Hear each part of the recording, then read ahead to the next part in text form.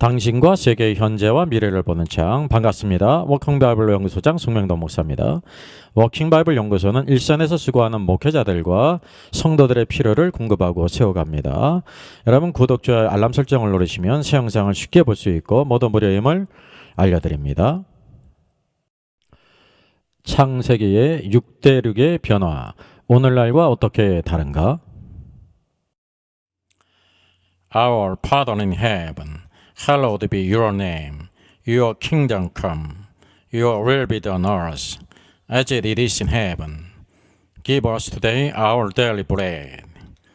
Forgive us our debts, as we also have forgiven our debtors. And lead us not into temptation, but deliver us from the evil one. For yours is the kingdom, and the power, and the glory, forever. Amen.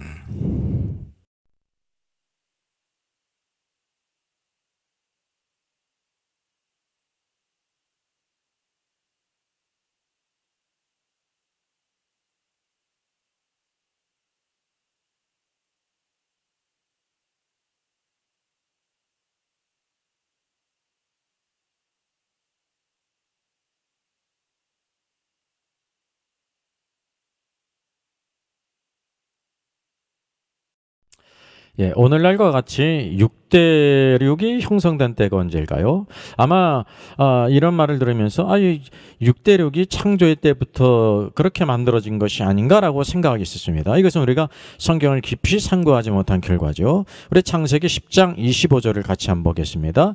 에벨은 두 아들을 낳고 하나의 이름을 벨렉이라 하였으니 그때의 세상이 나뉘었으며 라고 말합니다. 사실 우리 개역개정은 세상이 나뉘었다라고 이렇게 말하고 있기 때문에 그냥 이것을 지리적으로 생각하지 않고요. 그냥 세상이 이렇게 또 나뉘어졌나 보다. 뭐 바벨 때 나뉘어졌던 것처럼 나뉘어졌나 보다라고 생각이 있습니다. 여기 킹제임스 성경은 뭐라고 말씀하고 있냐면 the earth divided예요. 땅이라는 것입니다. 이 땅이라고 번역된 것은, 세상이라고 번역된 것은 시브리어 에레츠인데 에레츠는 땅입니다. 이 땅이 어스라는 것입니다. 땅, 지구죠. 땅이 공처럼 생겼기 때문에 지구라고 부르는 것입니다. 이 벨렉이라는 것도 시브리어 페렉인데요. 지진, 나뉘다 그런 뜻입니다. 그래서 나뉘었다라는 것도 파라그 쪽에다 나뉘었다라는 거죠. 그래서 에벨이 두 아들 중 하나들을 벨렉이라고 이름을 지은 이유가 있습니다. 그때 비로소 바로 땅이, 대륙이 이렇게 나뉘어졌다는 거죠. 그래서 이것은 어떤 의미입니까? 오늘날 그 6대륙이 벨렉 이전에는 한 대륙으로 이렇게 붙어 있었다는 의미입니다. 언제까지요? 창조의 때까지 이렇게 한 대륙으로 붙어 있다가 바로 벨렉 때 바로 이렇게 오늘날과 같은 6대륙으로 이렇게 나뉘어졌다는 것입니다. 얼마나 놀라운 일입니까? 성경은 바로 이게 중요한 것들을 이와 같이 우리들에게 보여주고 있습니다.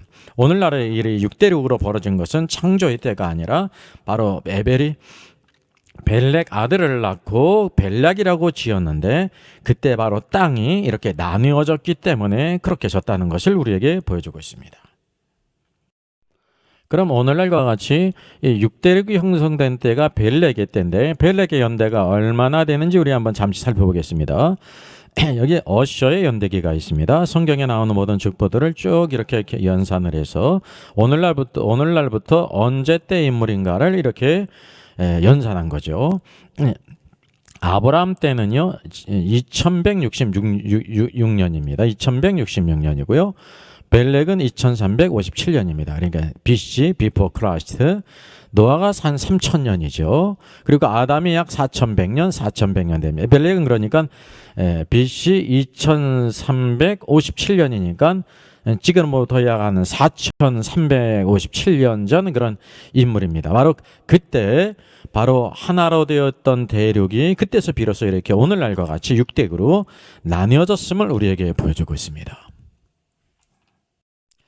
그 벨렉 때 이렇게 6대륙으로 나뉘어진 것은 물리적인 영역입니다. 과학의 영역이고 누구든지 이것을 다 규명할 수가 있죠. 그래서 이 대륙의 이동은 과학, 지리학으로 규명할 수 있는 물질적인 영역이거든요. 그래서 이 알프레드 베게너라는 사람이 있습니다. 그는 이 대륙 이동설을 주장했습니다. 지금 물리학자이기도 한 베게너가요, 1910년대 대륙과 해양의 기원이라는 책에서 대륙 이동설의 기초 개념을 서술했습니다. 그래서 이 베게너는 이제 약 3억 년 전 하나의 거대한 초대륙을 이루었다고 이렇게 가정했습니다. 이 거대한 대륙을 판게아라고 명명했죠. 이런 것을 이렇게 주장한 근거들이 있습니다. 첫째는 대서양 양쪽에 있는 남아메리카와 아프리카 해안선이 유사라는 것을 발견했어요. 그래서 이것을 그대로 이렇게 잘라가지고 붙여보니까 거의 이렇게 같이 일치한다는 거죠. 또 대륙 이동의 증거를 수집을 했는데요. 서로 이렇게 떨어진 대륙에서 대규모 산맥과 암석의 유사성이 발견됐어요. 그러니까 이게 접촉점이죠. 쉽게 얘기하면 남아메리카와 아프리카의 동일한 화석정이 존재함을 발견했습니다. 이게 동일한 예전에 한 곳에 있었다는 그런 증거가 되는 거죠. 또 인도나 남아프리카나 남미, 호주에서 같은 클리소프테리스와 강가모스테리스 이런 식물 화석들이 동시에 발견되는 것을 통해서 이것이 떨어져 있지만 과거에는 붙어 있었던 대륙이라는 증거들을 삼았습니다. 그리고 이제 다만 이런 많은 증거들이 있음에도 불구하고 그러면 대륙을 움직이게 하는 근본적인 힘이 뭐냐 말이죠. 그 근본적인 힘을 설명하지 못해서 다른 사람들에게 지지를 받지를 못했습니다. 예, 우리 베게너의 그 대륙 이동설 이제 과학 지리학으로 규명할 수 있는 물질적인 영역이죠. 이거를 보기 좋게 이렇게 한번 일목요연하게 지도로 살펴보겠습니다. 여기 이제 베게너의 주장은 바로 뭐냐면 오늘날 같은 6대륙으로 나뉘어지기 이전에 여기 남아메리카와 아프리카가 이렇게 붙어 있었고요. 아프리카와 남극과 인도가 이렇게 붙어 있었고 또 남극 인도가 오스트레일리아와 이렇게 붙어 있었다는 것을 이제 증거들을 발견했는데요. 이것은 이제 유사성을 통해서 나타난 것이고 또 이제 내용적으로 일치하다는 것이 바로 뭐냐면 여기 주황색으로 나타나 있는 것처럼 시누그 나투스라의 화석이 남아메리카뿐만 아니라 아프리카 대륙에도 이렇게 공통이 이렇게 벨트로서 이게 이제 발견이 됐다는 거죠. 그뿐만이 아니라 리스트로사우루스라는 화석이요 아프리카와 인도와 이렇게 남극에 동시에 이렇게 분포된다는 것을 또 발견했습니다. 같이 붙어 있었다는 또 증거죠. 뿐만 아니라 여기 메소사우루스의 화석이요. 여기 남아메리카 남부뿐만이 아니라 아프리카 남부에 이렇게 걸쳐서 발견되는 것도 또 유사성을 증거하는 것이었죠. 또 식물로서는 바로 뭐냐면 글로소프테리스라고 하는 이제 식물의 화석이 이 남아메리카 이렇게 남부 쪽과 아프리카 남부 쪽 그리고 또 인도의 남쪽과 남극의 북쪽과 중부를 해가지고 오스트레일리아에 이렇게 공통적으로 분포된 사실을 발견했습니다. 이것이 하나의 쉽게 얘기하면 생물학적으로 얘기하면 DNA와 같죠. 이렇게 동시에 같이 한 벨트 안에 있었다고 하는 증거들을 이렇게 살폈습니다. 뿐만 아니라 이렇게 퇴적물로도 여기 이제 남아메리카 대륙이 있고요. 북아메리카의 아프리카 대륙이 있는데 이것이 서로 이렇게 붙어 있었다는 증거가 바로 뭐냐면 여기 바다의 퇴적물을 통해서 여기 퇴적물이 있는데 모래 퇴적물이 있고요. 현무암, 사암, 석탄, 빙하 퇴적물, 화성암이 있는데 동일하게 아프리카에서도요. 현무암, 사암, 석탄, 또 빙하 퇴적물, 또 화성암이 발견됐다는 거죠. 그러니까 이전에 이것이 한 군데 붙어 있다가 이렇게 대륙이 이동됐다는 증거가 됐다고 하는 사실입니다. 이것이 베게너의 대륙 이동설입니다. 근데 단지 그럼 이거 대륙을 움직이게 한 힘이 바로 뭐냐, 에너지가 바로 무엇이냐, 그것을 제시하지 못했기 때문에 그때는 많은 사람들에게 지지를 받지를 못했습니다. 예, 그러다가 결국 이 지질학이 더 발달해가지고 멘틀 대류설이 나오게 됐습니다. 멘틀 대류설은 영국 과학자 홈스가 주장을 했습니다. 여기 이제 베게너가 대륙 이동설을 주장하면서 대륙을 이동시키는 힘이 무엇인지에 대해서는 설명을 하지 못했죠. 그 후에 과학자들이 그럼 대륙을 이동시키는 힘이 무엇인지를 알기 위해서 많은 연구를 했습니다. 그런 까닭이 뭐냐면 베게너가 그 주장한 대륙 이동설이요 상당한 근거가 있는 거거든요. 단지 그 움직이는 힘이 무엇인지를 알지 못했기 때문에 그 후에 다른 과학자들이 그것을 많이 연구했다는 것입니다. 그래서 멘트 대류설은 영국의 과학자 홈즈가 처음으로 주장했습니다. 여기 냉부에 물을 끓이면 따뜻한 물은 위로 올라가고 차가운 물은 아래로 내려가는데 이를 대류라고 하지 않습니까? 이러한 대류 현상이 멘틀에서 일어난다는 거죠. 이 때문에 대륙이 이동한다는 것이 멘틀 대류설입니다. 우리 알다시피 여기 위에 사진에 보면 대륙이 있죠. 그 옆은 해양이고요. 밑에 보게 되면은 깊은 곳에서는 이 압력과 열을 받아가지고 이 맨틀이 있는데 맨틀이 이렇게 대류한다는 거죠. 액체 상태이기 때문에 대류를 하게 될 때 위로 힘을 가하면서 이제 가운데로 힘을 가하면서 대륙이 이동되어지고 또 새로운 해양이 이렇게 생긴다고 하는 것이 맨틀 대류설입니다. 이것으로 인해 가지고 베게너에게 대륙 이동설이 이제 상당한 힘을 갖게 되었습니다. 그럼 벨레게 때 이와 같이 오늘날과 같은 6대륙이 나뉘어졌고 그 이전에는 하나의 대륙이었는데 성경에서 또 그는 어떤 때를 주목해야 되냐면 창조의 셋째 날에 그 땅, 지구의 상태를 우리가 주목할 필요가 있습니다. 여기 이제 9절을 한번 같이 보시죠. 하나님이 이르시되 천하의 물이 한 곳으로 모이고 묻이 드러나라 하시니 그대로 되니라. 하나님이 묻을 땅이라 부르시고 땅 여기 히브리어 에레츠입니다. 어스란 뜻입니다. 모인 물을 바다라 부르시니 하나님 보시기에 좋았더라라고 말씀하고 있습니다. 그러니까 이 셋째 날에 이 땅 지구의 상태가 어떻다는 것을 말합니까?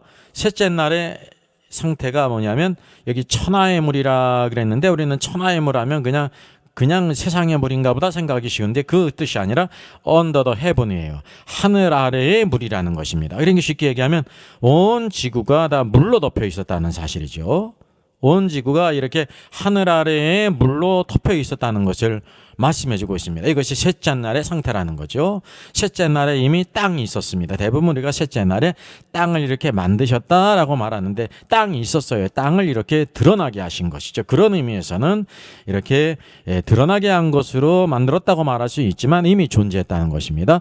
물로 덮여 있는 상태로 있었는데 셋째 날에 비로소 땅을 이렇게 융기시키셨습니다. 땅이 드러나라. 오늘도 하나님이 말씀하실 때 땅이 융기가 됐다는 거죠.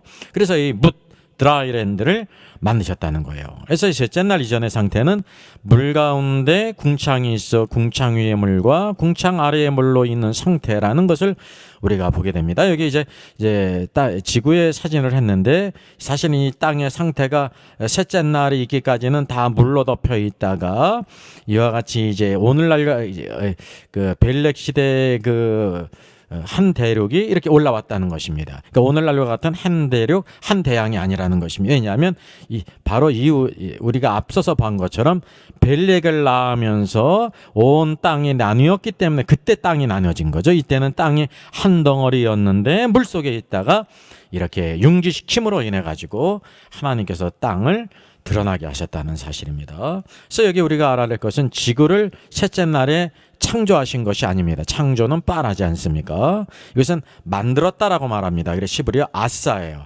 있었던 것을 물로 덮여 있었던 것을 이렇게 하나님께서 어떤 작용을 하심으로 인해 가지고 드러나게 하셨다는 것입니다.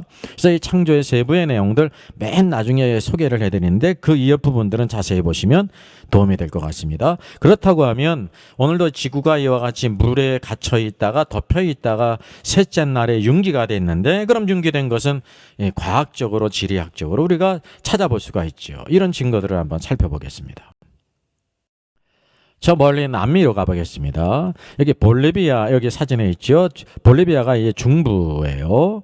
여기가 이제 고원지대인데 볼리비아의 그 우유니 유명한 소금 사막이 있습니다. 해발 3,600m에 있습니다. 근데 이곳에 소금 사막이 있다는 거예요. 얼마나 놀랍습니까? 3,600 고지에 아주 그냥 거대한 소금 사막이 있다는 거죠. 그리고 넓이도 약 12,000제곱킬로미터예요. 세계 최대의 그런 소금 사막입니다. 볼리비아 국민이 수천 년 사용할 수 있는 약 100억 톤의 양이 소금이 있다고 합니다. 두께는 약 1m에서 120m까지 된다고 하죠. 또 빗물에 계속 식히는 과정을 반복하면서 순도가 높아져서 이제 아주 유명한데 국내에서도 트레살이든지 안데스 소금이라는 상표로 많이 판매를 한다고 합니다. 그리고 특별히 유명한 이유가 이 우기의 빗물이 하늘을 비춰 마치 거울을 보고 있는 것처럼 착시 현상을 일으킨다고 합니다. 이게 보는 것처럼 위에가 바로 구름이 있지 않습니까? 아래는 바로 소금이거든요. 소금이 마치 무엇과 같습니까? 이 거울처럼 이제 있기 때문에 다 비춰기 구름을 비추기 때문에 마주 거울을 보고 마주가고 있는 착시 현상을 가리키는 아주 유명한 것입니다. 이게 그 유명한 소금 호텔입니다. 소금으로 지어진 호텔이죠. 이와 같이 3,600m 고도에 이런 거대한 소금 사막에 있는 것이 무슨 증거이겠습니까? 이 모든 대륙들이 남미 대륙이 바로 셋째 날 이전에는 다 물속에 바다에 잠겨 있다가 셋째 날에 비로소 하나님께서 땅을 융기시킨 증거라고 하는 사실이죠. 확실한 증거. 이게 남미입니다. 그러면 아프리카를 가볼까요? 아프리카의 이디오피아에는 베르할레라는 곳이 있습니다. 여기 아몰의 소금 블록이 있습니다. 그래서 소금 그 사막에서 이것을 다 이렇게 캐옵니다. 그래서 이거 소금 블록이라고 부르죠. 낙타들이 그 먼 데까지 가가지고 다 이렇게 실어와서 베르할레라고 하는 그런 중심지에 다 이렇게 가지고 교육을 하는 거죠. 이 그래서 이 산지 안에서도 이 소금으로 말미암아 수많은 사람들이 이렇게 살아가고 있다는 것입니다. 아프리카도 과거에는 셋째 날 이전에는 다 바닷물 속에 잠겨 있다가 하나님께서 셋째 날 땅을 융기시킨 증거가 바로 이렇게 나오고 있는 것입니다. 그럼 유럽을 가보겠습니다.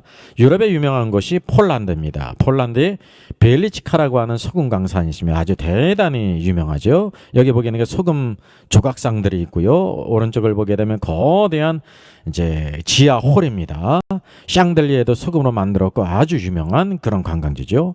소금 강사로 유명한 이 비엘리치카는요, 지하 327m까지 이르는 그런 소금 광산이고요. 총 9층이고 길이가 약 300km가 넘는다고 합니다. 두께는 약 500에서 1500m나 되는 것이 3000여 개의 방으로 이루어지는 최대의 소금 광산 도시입니다. 그러니까 지하 완전히 도시죠. 세계 12대 관광지 유네스코 문화유산에 등재됐다고 합니다.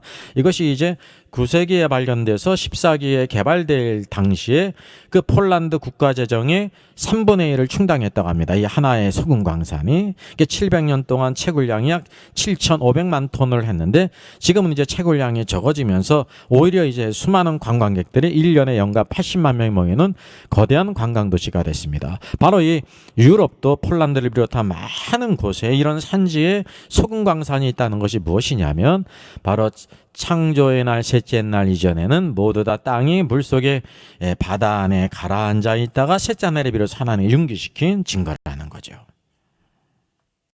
아시아 쪽을 가보겠습니다. 아시아 중국에도 많이 있고요. 스촨성이라든지 여기 티베트가 유명한데요.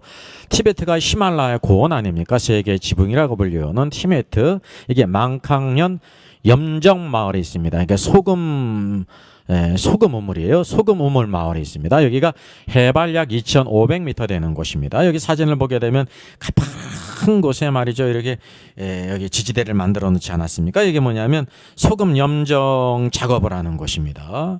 그래서 염수를 길어서 염수지를 만들고 소금을 말리는 염정 방식이에요. 저 나무 구조물에서 염정 방식으로 이와 같이 오른쪽에 보듯이 다 말리고 있습니다. 여기 오른쪽 사진에 보면 굴뚝같이 생긴 것이 있는데 그게 염정입니다. 소금 호수예요. 우물이에요. 거기서 물을 퍼다가 이렇게 다 이 판에다가 다 깔아가지고 다 증발시켜가지고 소금을 거두는 거죠. 이 마을의 고도는 약 해발 3,200m고요. 염전이 있는 고도는 2,500m 위치합니다. 그러니까 상당한 거리가 있죠. 1km 넘게. 그래서 이 염정으로 말미암아 그 수많은 사람들이 살아가고 있습니다. 차마고도에 있는 모든 사람들뿐만 아니라 그곳에 있는 모든 사람에게 아주 중요한 필수품이 되죠.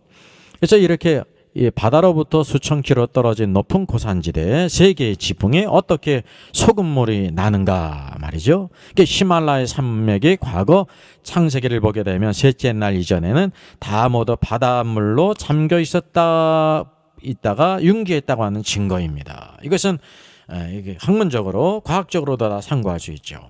이런 것들을 우리가 성경을 상고할 때 셋째 날, 창조의 셋째 날 물로 덮여 있던 땅 지구가 셋째 날 이렇게 융기시킴으로 땅이 드러나게 되고 드러나면서 이 바닷물을 다 그대로 머금지 않습니까? 그래서 이와 같은 소금 광산들 또 염정이 있고 호수가 있고 소금 광산이 있다는 것을 우리가 보게 됩니다.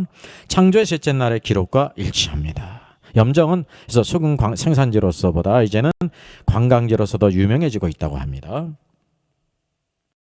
이번엔 호주 대륙으로 한번 가보겠습니다. 호주의 레이크 맥클리오드 암염광이 있다고 합니다. 암염.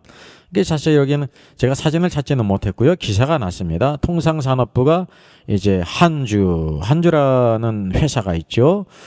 신고한 호주의 금액 클리오드 암염광 해외 자원개발 사업계획을 이렇게 수리했다고 말합니다. 여기서 뭐냐, 암염이에요. 바위 소금 광산을 이렇게 확보를 해가지고 이제 소금 수입이 자유화되면서 이것을 개발했다는 거죠. 이 암염 광산의 면적이 약 20만 헥타르가 되고요. 약 60억 톤의 그 암염이 매장돼 있다고 합니다. 그래서 연간 약 20만 톤을 생산할 계획이라고 합니다. 그러니까 호주 대륙 안에도 이와 같은 암염강이 있다는 사실은 바로 과거에 호주 대륙도 다 바닷물 속에 잠겨 있다가 셋째 날에 바로 하나님께서 그것을 융기시킬 때 드러나게 될 때 융기됨으로 인해서 바닷물을 머금고 있다가 이와 같이 세월이 흘러가면서 모든 그 물기들은 다 이렇게 증발이 되고 암염이 발생됐다는 것을 보게 됩니다.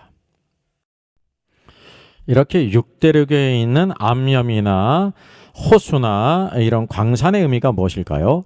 지구상 한 해 소금의 생산량이 약 2억 1천만 톤이라고 합니다. 그 가운데 천일염이 37%고요. 암염이 61%에 이른다고 합니다. 우리의 생각은 이제 바다에서 만드는 천일염이 많을 거라고 생각하는데 그렇지 않고 이게 육지나 이렇게 산 위에서 고산지대에서 캐내는 암염이 61%에 달한다고 합니다. 소금 호수에서 발생하는 것은 2%죠. 이외 지역도 러시아 연방 남동부라든지 브랑다크사라든지 인도 펀자브지요, 캐나다 온타리오, 미국 서부, 뉴욕 중부, 중국 파키스탄 걸쳐서 모은 대륙에서 이렇게 암염이 이렇게 채굴되죠. 육대륙에서 골고루 암염, 염전, 소금호수가 있다는 것은 육대륙이 모두 바닷속에서 융기했다는 증거입니다. 그럼 성경에서 이것을 뭘 보여주고 있냐면 바로 언제냐면 창조의 셋째 날 이전에는 모든 대륙들이 다 이와 같이 물에 잠겨 있었다는 거죠. 바닷물에 잠겨 있다가 셋째 날에 융기시킴으로 인해 가지고 이제 한 대륙으로 있다가 벨렉대 이것이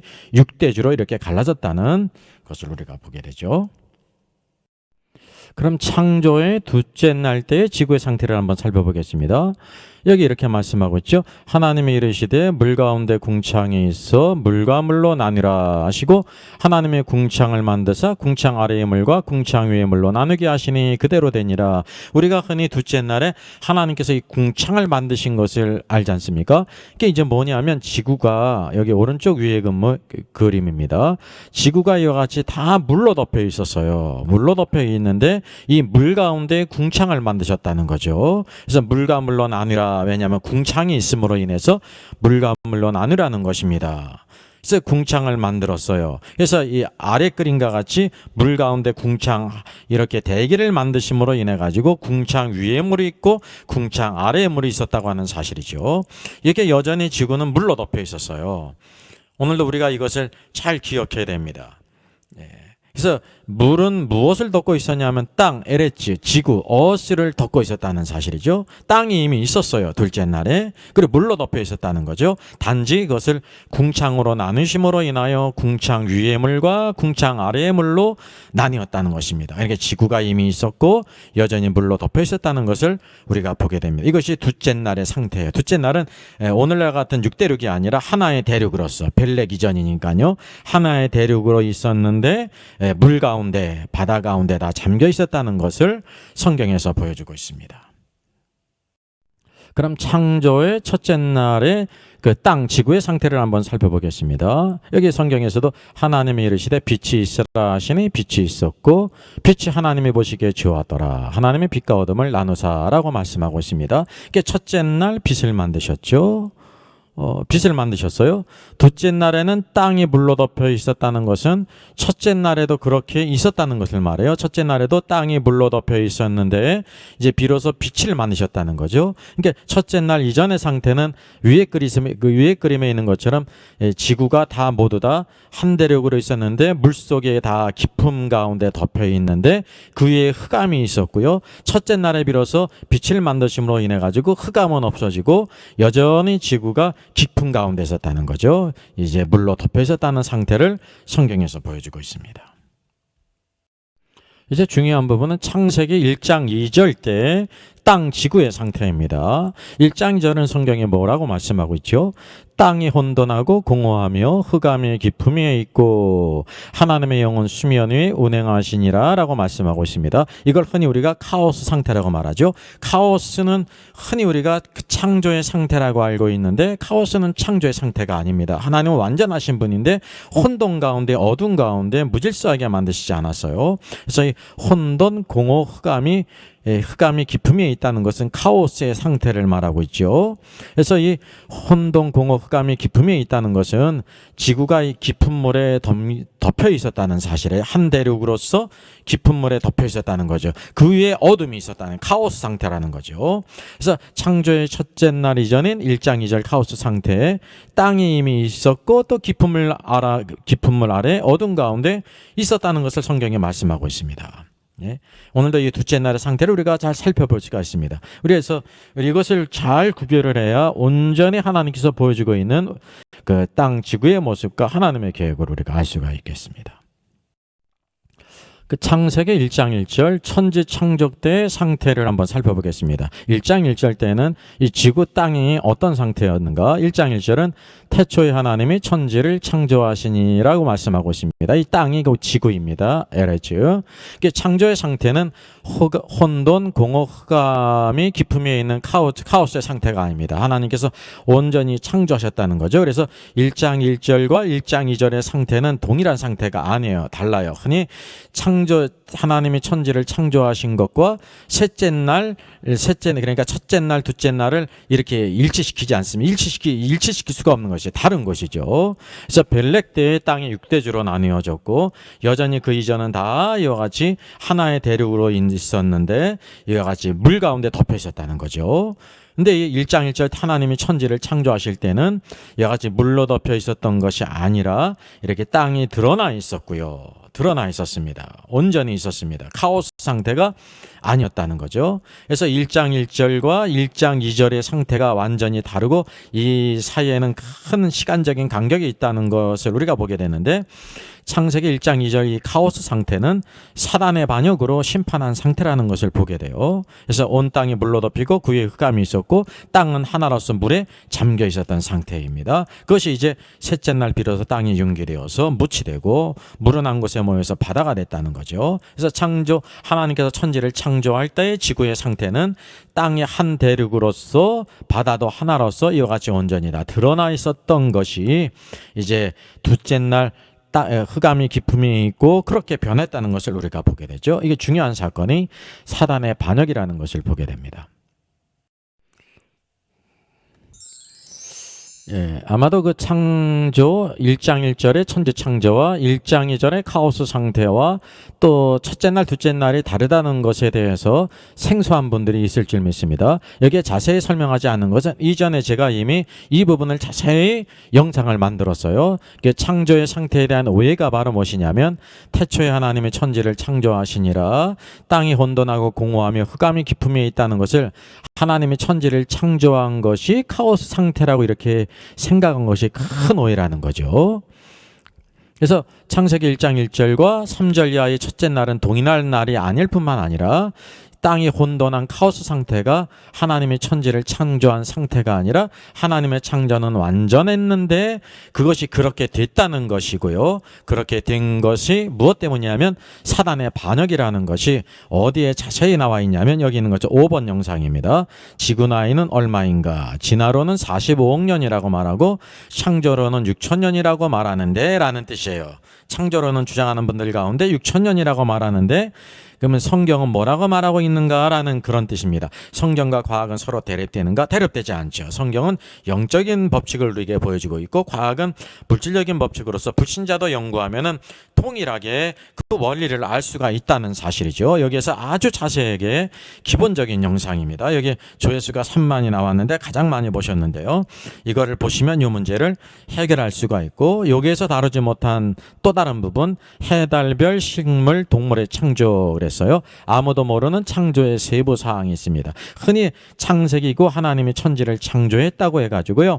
하나님의 천지를 창조 빠라만 알고 있어요. 크리에이트. 그래서 45번 영상은 창조가 있고 빠라가 있을 뿐만 아니라 만듦이 있습니다. 영어로는 made, 아싸가 있다는 사실이죠. 창조는 무에서 유를 만드는 것이고, 이 아싸는 바로 뭐냐면 하나님께서 이미 만들어 놓으신 것을 가지고 다른 것으로 만든 것이에요. 사람이 볼 때는 물론 대단한 것이지만 창조와 구별이 된다고 하는 사실이죠. 그래서 여기 아주 중요한 부분들, 기본적인 영상이 두 영상을 보고 참조하면 되겠습니다. 그리고 셋째는 44번 영상인데요. 지구 나이는 6천년인가 하면서 지구가 언제 창조되었는가 이 부분에 대해서 제가 영상을 따라 만든 것입니다. 대부분 우리가 이 지구에 대해서 그냥 단순하게 알고 있어요. 오늘 이렇게 간단히 소개된 것처럼 여러 가지 많은 상태의 변화가 있다는 사실이죠. 이와 관련해서 제 이제 2번 영상과 1번 영상인데, 1번 영상은 신대륙의 발견. 이 신대륙의 발견이 대단히 놀랍지 않습니까? 하나님께서 만드신 이런 6대륙이 있는데 이전에는 하나로 뭉쳐 있다가 벨렉 때 이제 6대륙으로 나눠지지 않았습니까? 근데 우리 사람들에게 세계에 발견된 것은 신대륙이 콜럼버스가 발견하면서부터예요. 그러니까 이전에는 6대륙이 있어도 세 대륙이 온 세계의 전부였어요. 아시아, 유럽, 아프리카가 전부였다는 거죠. 신대륙을 발견하면서 비로소 하나님께서 만드신 모든 대륙이 무대가 됐다는 거죠. 그런 의미에서 이것이 우연인가 아니면 성경의 예언과 관련이 있는가가 이제 1번 영상에서 다룬 것이고요. 또 2번 영상은 노아의 야벳에 대한 예언적인 축복이 신대륙 발견과 어떤 관계가 있는가를 아주 성경을 심도 있게 다룬 것입니다. 이와 이제 유사한 거기 때문에 한번 소개해 드립니다. 여러분 보시면은 매우 유익할 점이 있습니다. 오늘도 우리가 하나님께서 우리에게 주신 이 아름다운 땅은요, 너무나 놀랍고 아름다운 것입니다. 오늘도 주님이 다스리는 곳이고 이곳에 하나님의 뜻이 이루어져야 되는 것입니다. 그래서 오늘도 우리는 산으로 들어가지 않고 이 세상의 빛으로 소금으로 하나님의 신 사명을 감당해야 될 점이 있습니다. 고요한 바다로 터플레이드 목사님의 작시고요. MG 채핀 음악 사역자의 작곡이네요. 특별히 역사적으로 이 찬송은 우리나라가 고난받던 시기 일제 30년 동안 성도님들이 많이 불렀던 찬송이라고 합니다.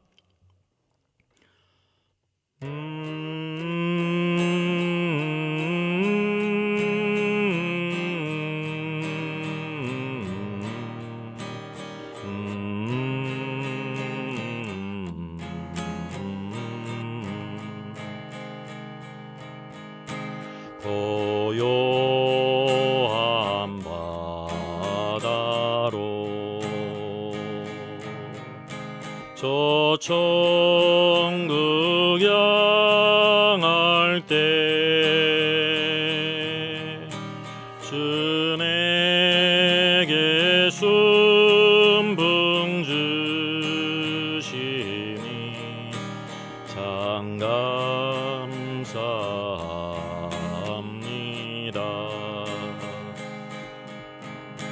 금물결이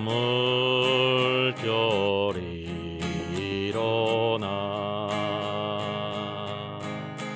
나 쉬지 못하나 이 풍랑으로 인하여 더 빨리 갑니다. 내 걱정 근심을 쉬옵게 하시고 내 주여 얻은 영혼을 곧 밝게 하소서. 이 세상 돌아감 주 뜻을 본받고 내 몸이 의지 없을 때 금미름 주소서.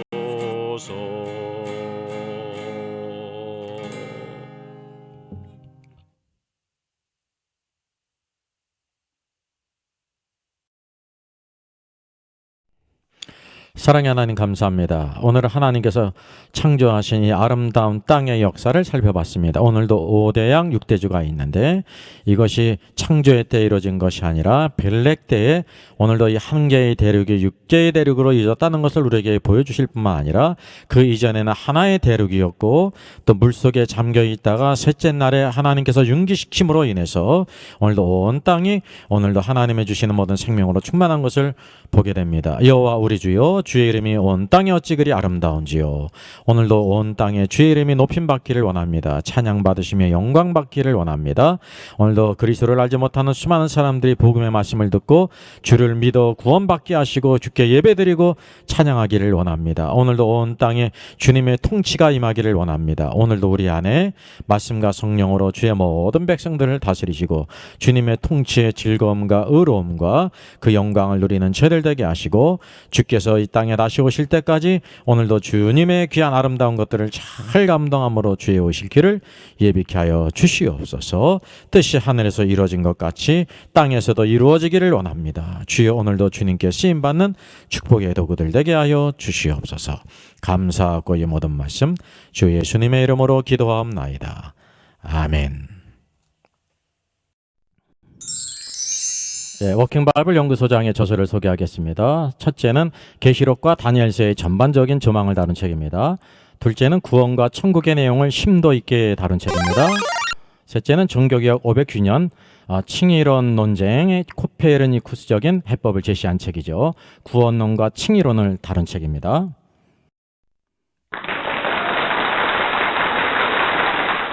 수고하셨습니다. 구독, 좋아요, 알람 설정을 누르시면 새 영상을 쉽게 시청할 수 있습니다. 아울러 모두 무료임을 알려드립니다. 감사합니다.